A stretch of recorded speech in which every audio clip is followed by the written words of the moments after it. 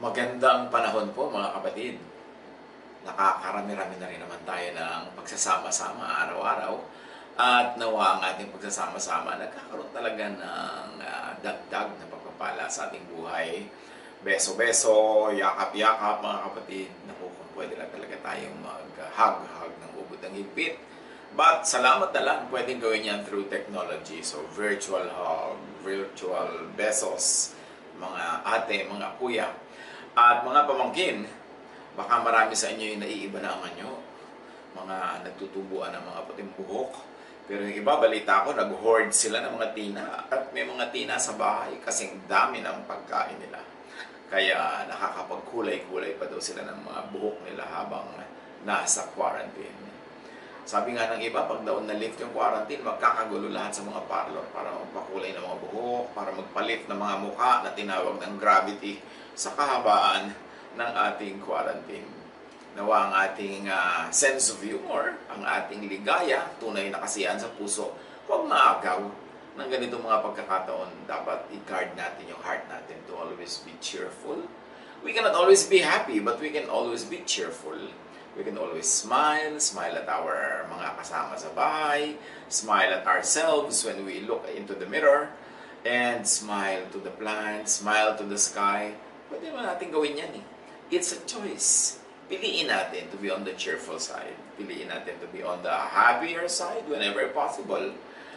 Tulad nga ng sinasabi ko sa Facebook, mga kapatid, mga pamangkin, kung tayo o ang ating pamilya, ang ating immediate loved ones ay hindi infected, sobrang laki ng pasalamat yun. Sobra na. Huwag na tayong magdrama. Huwag na nating dagdagan pa yung mga challenges na kailangan nating buhatin at harapin. Napakalaking pasalamat na yun. At yung mga na-infect na gumaling o ngayon ay tinitreat, salamat, may treatment na available. Salamat dahil even at the end of whatever we're doing, God is there. At hindi pwede tayong mapag-isa in any step of that journey. Hanggang humarap nga tayo sa Kanya face-to-face, nandun pa rin ang Diyos. So please, appreciate natin kung anong available, kung anong blessing, kung anong nandyan. And let's be happy with the little that we have, the little freedom of movement, sometimes the little choices in what we eat. Pero buhay pa tayong lahat at we are looking forward to happier times. So tayo ay manalig, pagpalakasan ng loob, at sikapin nating maging masaya. At dahil ngayon ay April 20, 2020, so 3/20 yan, pag-usapan natin ang Exodus 20, na para namang may kinalaman yung numbers. Wala naman. Napakahalaga lang na mapag-usapan ng iba-ibang mga bagay. At dahil ang dami na nating lockdown topics, baka naman napurga na tayo sa lockdown. So medyo iba-ibahin natin ang ihip ng hangin, mag-aral tayo ng mga ibang bagay na hindi directly related sa lockdown. Ang ating pag-aaral, pinamagatan nating sino ang kausap sa Exodus 20. Sino nga ba? Ikaw ba yun? Kayo ba yun? Ako ba yun? Tayo? Exodus 20 verse 1. Alam natin na inilabas na ni Yahweh sa Ehipto ang ancient Israelites who were once slaves there. At pagkalabas sa kanila, tinipon sila ni Yahweh at nagkaroon sila ng matsinsinang usapan at napakahigpit na covenant o pagpapalitan ng kanilang mga pangako sa isa't isa. Nangako si Yahweh ng pagpapala sa ancient Israelites na ito na inilabas sa Egypt. At in turn, ang mga Israelites naman ay pumasok sa isang kasunduan with Yahweh. Exodus 20 verse 1. And God spoke all these words. So, Diyos ang nagsalita ng mga susunod-sunod nating babasahin. Verse 2, I am the Lord your God who brought you out of Egypt, out of the land of slavery. So, ang kausap ni Yahweh, ang kasundo, at ang inutusan sa episode na ito, ancient Israelites. In particular, those who were slaves in Egypt, those who were freed from Egypt. So malinaw ha, hindi kayo, hindi tayo, hindi ako ang kausap. Ancient Israelites who were once slaves in Egypt and were freed by Yahweh. So nagkaroon ng kasunduan, nagkaroon ng deal, ng contract o ng covenant, there was an exchange. Favors for the Israelites and commands for the Israelites as parts of the deal. So let's keep in mind, sino ang kausap, sino ang kasundo? Ancient Israelites. At heto ngayon, ang mga utos sa kanila, bilang ganti, susundin nila dahil sila inilabas sa Ehipto from slavery. Exodus 20:3 to 11. You shall have no other gods before me. You shall not make for yourself an image in the form of anything in heaven above, or on the earth beneath, or in the waters below. You shall not bow down to them or worship them. So Yahweh was to have an exclusive relationship, especially worship, from the Israelites. Bakit daw? For I, the Lord your God, am a jealous God, punishing the children for the sin of the parents to the third and fourth generation of those who hate me, but showing love to 1,000 generations of those who love me and keep my commandments. So kaninong mga anak at apo at kaapu-apuhan ng sangkot? Yung mga anak, apo at kaapu-apuhan ng ancient Israelites. Sa pagpapatuloy ng kasunduan ni Yahweh at ng mga taong ito, you shall not misuse the name of the Lord your God, for the Lord will not hold anyone guiltless who misuses His name. So sino ang mananagot? Ancient Israelites na kausap. Sa pagpapatuloy ni Yahweh, remember the Sabbath day by keeping it holy. 6 days you shall labor and do all your work. But the seventh day is a Sabbath to the Lord your God. On it you shall not do any work, neither you, nor your son or your daughter, nor your male or female servant, nor your animals, nor any foreigner residing in your towns. For in 6 days the Lord made the heavens and the earth, the sea, and all that is in them. But He rested on the seventh day. Therefore the Lord blessed the Sabbath day and made it holy. So malinaw ang kausap dito. Sino ang kausap at inutusan? Israelites who were slaves in Egypt, who were freed from Egypt. And more specifically, sino ang kausap sa Sabbath commandment? Persons who work, who have sons and daughters, who have servants and animals. So biglang lumilimit na ang scope. Sa simula, general lang ang kausap lahat. Ngayon, nagiging more specific kung sino ang kausap. These are people who have servants, who have animals. In other words, this is the ruling class. This is the parang elite. Ito yung mga may kaya, ito yung mga may kapangyarihan. Sa pagpapatuloy ni Yahweh, Exodus 20:14, you shall not commit adultery. And verses 16 to 17, you shall not give false testimony against your neighbor. You shall not covet your neighbor's house. You shall not covet your neighbor's wife, or his male and female servant, his ox or donkey, or anything that belongs to your neighbor. So sino ang kausap? Nadagdagan yung qualification. Nagiging less and less yung kausap. Kasi dumadami yung qualification kung sino talagang kausap. Males. Because only males could give testimony in court. It was only for men. And males, dahil sabi, do not covet your neighbor's wife. So ang kausap are married men. Ito specifically ang kausap at kasundo ni Yahweh dito sa Exodus 20. Ang kausap ay binigyan ng 10 Commandments at ito ay mga Israelites who were slaves in Egypt and were freed from Egypt. People who were free, not slaves or servants. Kasi marami doon sa mga tao doon, slaves or servants. So, people who were free, they were addressed. People who had property, people who were married males with slaves and animals. In other words, ang particular na kausap sa Exodus 20 ay ancient Israelites, males, men with power. At ano ang overriding theme ng mga commandments na ito? Men of power must give rest to those who are under them, their sons, their daughters, their servants, and even their animals. That men of power must be fair and kind to their kapwa-tao, to their equals, and to the weak. So the theme and concern of the second set of the 10 Commandments, kasi yung isang set is a relationship between people and God, at ito naman between people and other people, So the theme and concern of the second set of the commandments was to mitigate, to control, minimize abuse of the weak and of animals by men of power. Kita nyo, pati mga hayop protected from abuse. Abuse by men of power. Ano ang challenge sa atin ng pag-aaral na ito ng 2020?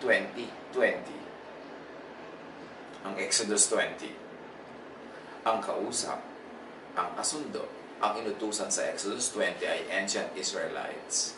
Tanong, kasali ka ba rito? Ancient Israelite ka ba? Naging slave ka ba sa Egypt? Pinalaya ka ba? So ang kausap ay yung mga tao yun. In particular, those who were slaves in Egypt, who were freed from Egypt. So ang tanong ulit, kasali ka ba rito? Ang kausap were males, men with power. Kasali ka ba rito? In addition to the commands in Exodus 20, the Jewish religious system added many more regulations, including those in the books of Numbers, Leviticus, etc. And the 613 mitzvot or other commandments developed by the priests. Sino ang kausap at inutusan sa ibang books of the Jewish scriptures or what people call the Old Testament? Deuteronomy 4:1, Now Israel, listen to the laws and to the commands that I teach you. Obey them and you will live. So sino ang kausap? Israel. Yung Israel na lumabas sa Egypt. Kasali ka ba rito? Leviticus 1:1-2. So the Lord called out to Moses from inside the meeting tent and said, Tell the Israelites this and that. So ang tanong na naman, sino ang inutusan ng napakaraming detailed instructions sa Leviticus? The ancient Israelites who were freed by Yahweh from Egypt. Tanong, kasali ka ba rito? At kung hindi ka kasali sa inutusan, hindi ka ancient Israelite, hindi ka kaapu-apuhan ng mga ancient Israelite, bakit ipinapataw mo sa iyong sarili ang lahat ng iniutos sa kanila na parang sa iyo inutos? Tapos, pipilitin mo ring iutos sa iba at sundin ang iba na parang yung ibang sinasabihan mo ay kasali sa usapan. Bakit sumasali sa usapan ang hindi naman kasali? The Jewish religious system became a very heavy burden for the ancient Israelites themselves. Sila man nabigatan, sila man nahirapan, hindi nila makapasan-pasan ang kotak-kotakot ng mga utos na hindi nila matupad-tupad lahat. Luke 11:46, sinagot naman siya ni Jesus. Ito ay sinasagot niya yung mga religious leaders. Pinagpapasa ninyo ng mabibigat na dalahin ang mga tao. At ang tinutukoy dito ni Jesus, yung mga Israelites sa panahon niya, na nagpapasa ng mga ipinapasan ng mga religious leaders mula pa nung usapan sa Exodus 20. Acts 15:10, sabi ni Pedro, Now then, why do you try to test God by putting on the necks of Gentiles a yoke that neither we nor our ancestors have been able to bear? Now, this is a very, very pivotal and a very important verse. Okay, alam na natin na maraming kasunduan si Yahweh at ang ancient Israelites. Ito'y minana ng mga generation to generation of Israelites hanggang dumating sa panahon ni Jesus. At pinalaya ni Jesus ang mga ancient Israelites at modern day Israelites sa panahon niya, yung modern nung panahon niya, pinalaya niya ang lahat ng mga ito from the law, from all the requirements of the traditions na nagpapabigat sa kanilang buhay. Malinaw yon. Ang linaw nun kay Paul, ang linaw nun kay Pedro, ang linaw nun sa lahat. Pero, nung ang Christianity o ang paniniwala kay Jesus ay naging more popular, maraming sumapi. Yung mga Hudyo or Jews that were babad sa kanilang mga tradisyon, kay Moses, sa law, hindi nila mabitaw-bitawan yung old system under the law. Kahit tumanggap na sila ng new system under grace and under the love of Jesus. So pinipilit nilang ipasok sa Christianity yung mga kaugalian ng Jewism na pinalaya na nga sila ni Jesus doon. At ito ang bunga ng sinabi ni Pedro. Ito ang nagbunsod kay Pedro na sabihin, bakit ninyo sinusubok ang Diyos? Ba't nyo ginagalit ang Diyos? Bakit nyo ipinapataw sa leeg ng mga Gentiles, hindi mga Jew, na naging Christian, Yung mga tradisyon ng ating mga ininunong Jew, na ni sila naman at tayo hindi natin nasunod. In other words, it was clear to Peter that the ancient traditions of Israel that were given as a condition of the relationship between Yahweh and the people who were freed from Egypt, the people of Israel were already freed by God through Jesus from those very, very difficult to follow na mga tradisyon at regulasyon. Pero merong mga nag-backslide ng mga Hudyong naging Christian na gusto nilang gawin ngayon na Jewish-Christian magkahalo. Kaya yung sinasabing Judeo-Christian tradition, hindi yan ang itinuro ni Jesus. Ang itinuro ni Jesus, purely Jesus. The new face of God revealed through Jesus. Pero yung mga nagpinaghahalo nila yung Judaism at Christianity, yun ang mga Judeo-Christian so-called, no? Yun ang mga Judaizers na tinatawag sa Book of Acts. Na yung Christian gusto nilang i-Judaize para maging Hudyong muli. At sabi ni Pedro, ulitin natin sa Acts 15:10, now then, why do you try to test God by putting on the necks of Gentiles a yoke that neither we nor our ancestors have been able to bear? In other words, bakit nyo tinuturo ang maging Hudyo ang mga Gentile na Christians? Kasi kahit nga Jewish Christians, dapat Christian na lang, hindi na Jewish. Jesus set the Israelites free from these back-breaking, suffocating burdens. Matthew 11:28, kaya ang centerpiece teaching ni Jesus, come to me, all of you who are weary and burdened of the law, of the tradition, and I will give you rest. Take my yoke upon you and learn from me, not from the Pharisees, not from the teachers of the law. For I am gentle and humble in heart, they are not. And you will find rest for your souls. Sa kanila, pagod lang ang aabutin nyo. For my yoke is easy and my burden is light, it is loving, but their yoke, their burden is heavy. Ang linaw na itinuturo ng Panginoong Jesus. At yung mga Jewish Christians ay nag-backslide into Jewishness at gusto nilang lagyan ng Jewish flavor sa Christianity, sabi ni Pedro, bakit nyo ginagalit ang Diyos? Ipapapasan nyo sa Gentile na hindi malang naging Jew, yung Jewish traditions na tayo ng mga Jew, hindi natin na kayang dalhin. Then Jesus introduced teachings that were corrective for the Jews. Ang dami, kinorek niya yung Sabbath. Sabi niya, Sabbath was made for man, not man for the Sabbath. Sinabi niya, libre kayong kainin ng kahit anong bagay, hindi kayo magkakaroon ng kasalanan. Although clinically, pwedeng marumi yan, pero hindi niya pinaparami ang inyong kaluluwa. Ang mga babae, binigyan niya ng mga ministry, pinahalagahan niya, pati mga bata. Ang mga may sakit, hinawakan niya, hinipon niya. Yung mga outcast, tinanggap niya. He was called a friend of sinners and tax collectors. Really, Jesus corrected the Jewish system for the Jews. But Jesus also introduced teachings that were inclusive to Gentiles. Kaya, sabi niya, nung panahon na maraming may ketong, isang hindi Jewish ang pinagaling ng Diyos, si Naaman. Nung panahon na maraming nagugutom na byuda sa Israel, yung byuda sa Sarephat ang pinakain niya, hindi mga byuda sa Israel. Sinasabi ni Jesus na hindi tayo, akala nyo, special. Kayong mga Hudyo, hindi kayo akala nyo, favorite lang ng Diyos. Mahal ng Diyos ang lahat ng tao. So, Jesus introduced teachings that were good for all peoples. Kung nung araw, ang Judaism ay kanila lang, hindi nga pwedeng pumasok sa temple yung mga Gentile, hanggang labas lang sila, kasi kanila lang yung Diyos. Pero si Jesus, sinabi niya, you will be my witnesses. Teach. Jerusalem, Judea, Samaria, ends of the earth. Kung yung Judaism ay exclusive lang to the Jews, ang Christianity or ang the way, ang the Jesusness movement, yan ay para sa lahat. Kaya ginawa ni Jesus na available ang Diyos para sa lahat ng tao, hindi lang para sa mga Jews. Matthew 6:6. Sa pagpapalaya ni Jesus sa mga tao from the control of the temple and the religious leaders, itinuro niya, minodel niya, in-exemplify ang pananalangin privately. Kasi kung lagi kang pupunta sa temple 5 times a day para mag-pray, controlled ka ng mga priests doon, ng mga leaders doon. Pati yung agenda ng prayer mo, oras ng prayer mo. So sabi niya sa Matthew 6:6, sa pagtuturo niya kung paano manalangin, but when you pray, go into your room, close the door, and pray to your Father who is unseen. Then your Father who sees what is done in secret will reward you. What do you call that? Freedom. Freedom to pray whenever you want, wherever you want, as you want, and for what you want. Yun ang Jesus Prayer. Matthew 21:12-13. Pumasok si Jesus sa templo at ipinagtabuyan niyang palabas ang mga nagbibili at namimili roon. Ipinagtataob niya ang mga mesa ng mga namamalit ng salapi at ng mga upuan ng mga nagtitinda ng kalapati.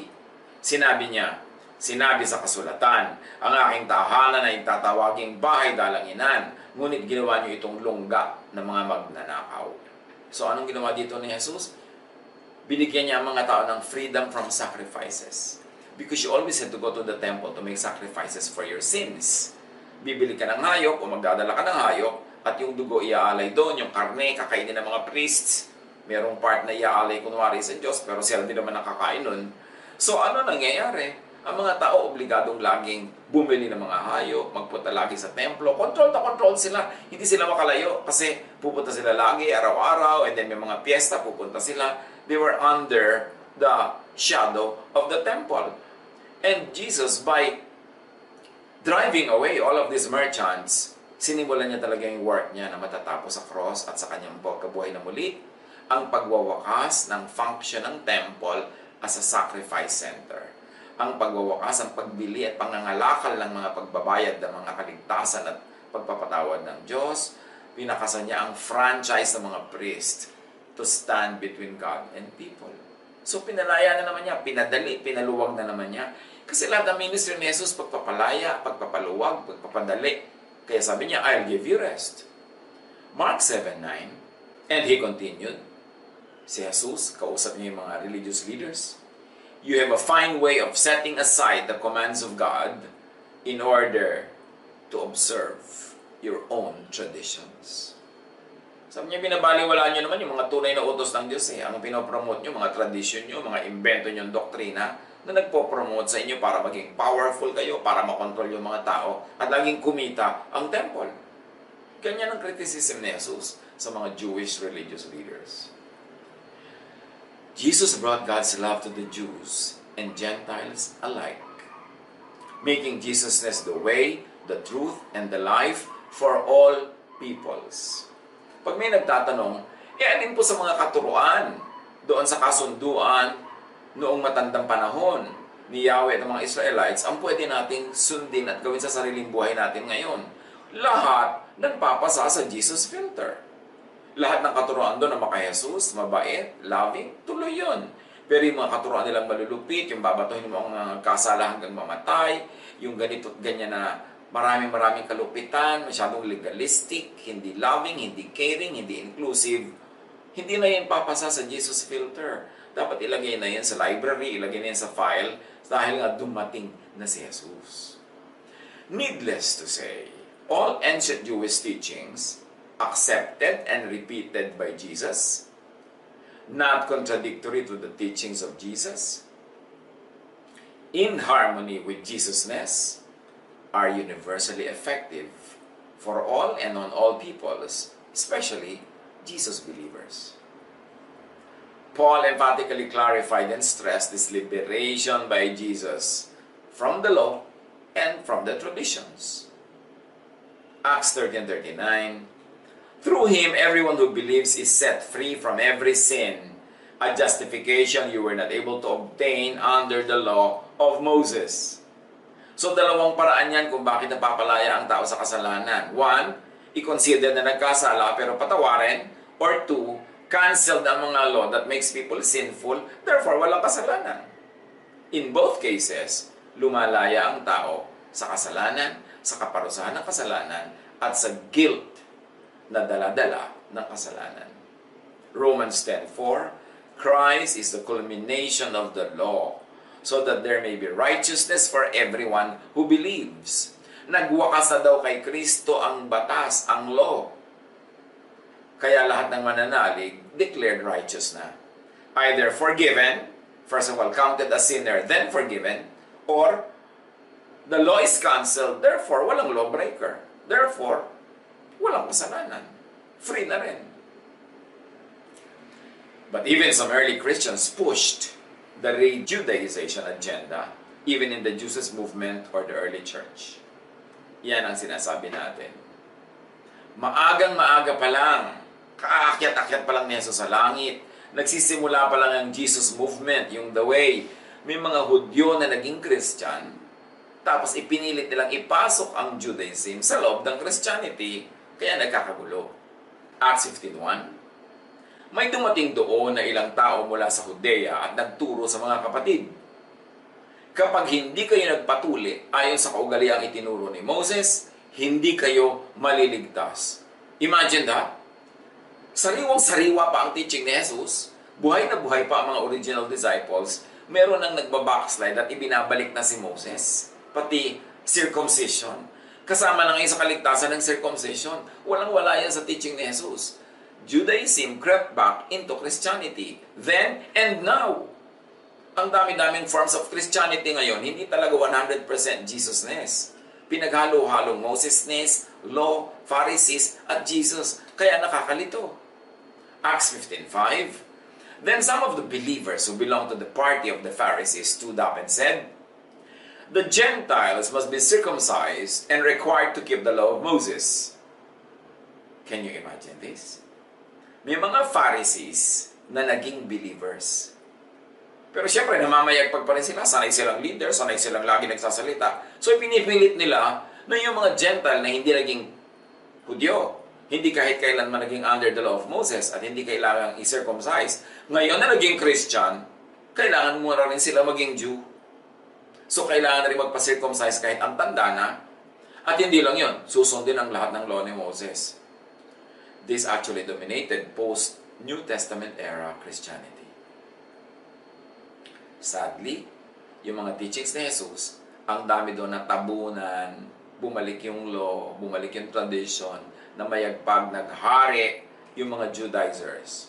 At sa darating ng libu-libong taon ng Christianity, naghari sila. Binalik ang mga babae under domination, ang dami-dami nilang mga Old Testament laws, na pinairal uli ang napakahigpit na pag-observe ng Sabbath, pinairal uli ang napakahigpit na dietary laws, na parang hindi nangyari si Jesus. Na parang hindi pinalaya ni Jesus sa mga tao mula sa mga yon, ibinalik lang nila, hinaluan ng konting Christian flavor, at yun ang nangyari sa historical Christianity. Acts 15:20-21. Nung ang mga Gentile believers sa malayo ay nagtanong kung anong gagawin nila sa kanilang mga daily issues dahil nga nagkakagulo between pure Jesus-ness at inihahalong mga Jewish traditions and laws, ito ang napagkasundoan ng council sa Jerusalem. Sa halip, sabi nila, sulatan natin sila at sabihin huwag kumain ng anumang inihandog sa Diyos-Diyosan. This is re-Judaization. Nilinaw na ni Paul na kahit ano pang nangyari dyan, basta kainin mo with a clean conscience, pray for it and it's okay. Pero itong council sa Jerusalem, nag-practice ng re-Judaization. At ito pa daw isusulat. Huwag makikiapid. Oh, that's fine. That's Jesus-ness. So you see, magkasama yung Judaization and Jesus-ness. Huwag kakain ng hayop na binigti. This is re-Judaization. At huwag kakain ng dugo. Re-Judaization. Sabi, kaya pinaghahalo nila yung kalayaan na itinuro ni Jesus at ito'y ineko na malinaw ni Paul, inihalo nila sa dating kaugalian nila at mga tradisyon, kaya na-re-Judaize ang umuusbong na Jesus-ness movement. At sa pagpapatuloy ng Acts 15:20-21, sapagkat mula pa ng unang panahon, sabi nila, ang kautusan ni Moises ay binabasa sa mga sinagoga tuwing araw ng pamamahinga, at ang aral niya ay tinuturo sa bawat bayan. So inimpose nila ito. This is super re-Judaization. That is why Peter spoke against it. Sabi ni Pedro sa Acts 15:10, "Now then, why do you try to test God? By putting on the necks of Gentiles a yoke that neither we nor our ancestors have been able to bear." Bakit ninyo iniaatang sa mga mananampalataya ang isang pasaning hindi na kayang dalhin ng ating mga ninuno at hindi rin natin kayang pasanin? Peter wrote about it, but Paul was livid about it. Galit na galit si Paul. Kasi pagtalikod niya yung kanyang church sa Galatia, siningita ng mga people from Jerusalem at tinuruan ng Judaism muli. Ibinabalik nila yung law at kung ano-ano pa. Nung nabalitaan niya ni Paul, sumulat siya at siya ay talagang galaiting. Galatians 3:1-3, "Mga hangal kayong mga taga-Galatia, Sino ang nagayuma sa inyo? Sino ang nakagayuma sa inyo? Maliwanag na ipinahayag na sa inyo kung paano namatay si Jesucristo sa krus. Sabihin nga ninyo, tinanggap ba ninyo ang Espiritu sa pamamagitan ng mga gawa ayon sa kautusan? O sa pamamagitan ng inyong pananalig sa inyong narinig tungkol kay Kristo? Talagang napakahangal nyo. Nagsimula na kayo sa Espiritu at ngayon nais pa ninyong magtapos sa pamamagitan ng inyong sariling lakas. Nakaunawa na sila ng salvation by grace, babalik pa sila sa salvation by works. Narinig na nila ang magandang balita na sila ipinalaya na ni Jesus, both the Jews and the Gentiles, from the ancient Jewish laws. Ngayon, magpapatali uli sila sa ancient Jewish laws dahil may sumingit from Jerusalem na nagturo sa kanila nito. Galit na galit si Paul. Nagsalita si Peter. Tapos ang maraming Christians in history, today, daig pa ang modern Israelites sa legalism. Bumalik sila, nahagitan pa yung maraming Hudyo. Mga hindi naman ancient Israelites, hindi naman former slaves in Egypt who were freed, hindi naman party to the covenant, hindi kasali sa usapan, hindi kausap, tapos sumasali at mas masidhi pang magpatupad ng mga utos kay at usos ni Moses. Yan ang katotohanan ngayon. Marami pa ngayong mga modern day Christians, nagsimulang Christian, ngayon bumabalik sa pagka-Hudyo. Yung pati trinket sa mga Hudyo, mga belo-belo, mga kwintas-kwintas, mga kung ano-ano, isinusuot na rin nila para mapapalitan nila ang kanyang anyo, ang kanilang lahi, ang kanilang pagkatao sa pagsusuot ng mga costumes.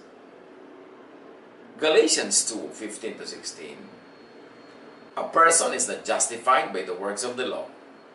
By the works of the law, no one will be justified. Galatians 2:21. If righteousness could be gained through the law, Christ died for nothing. At yun ang napakalaking insulto sa sakripisyo, kamatayan at pagkabuhay na muli ni Jesus. Lahat yan ay naganap para iligtas tayo sa law. So kung babalik ka lang sa law, iniisnab mo ang kamatayan ni Jesus, binabaliwala mo ang kanyang sakripisyo, at sinasabi mong hindi yun sapat, kailangan dagdagan ko ng sarili kong accomplishment ng pagsunod sa law. Galatians 5:1. Malaya na tayo dahil pinalaya tayo ni Kristo. Kaya magpakatatag kayo at huwag nang paalipin pang muli. Paalipin sa Mosesness, paalipin sa law, paalipin sa legalism. Baka naman kuba ka na sa guilt dahil sumasangkot ka sa mga usapan at pinapasan mo ang mga utos na hindi naman sa iyo inutos. Mga utos na pinawalang bisa na nga sa mismong lahing pinag-utusan. Kaya bumalik tayo sa Exodus 20:20. Ngayong April 20, 2020. Ano ang usapan between Yahweh and the ancient peoples of Israel? Sino ang kausap? Ikaw ba? Kung hindi ikaw, ba't ka sasali para mahirapan?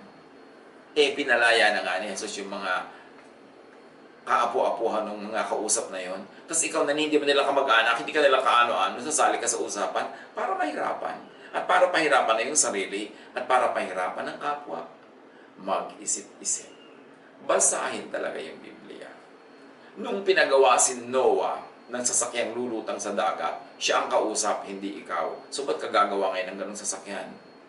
So nung kausap si Moses, binigyan ng mga utos na yon, at ibinigay yung mga utos sa Leviticus, ibinigay yung mga utos sa Deuteronomy, ikaw ba ang kausap?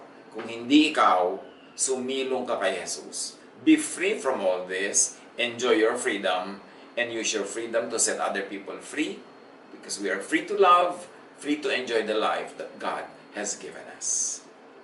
God bless us all.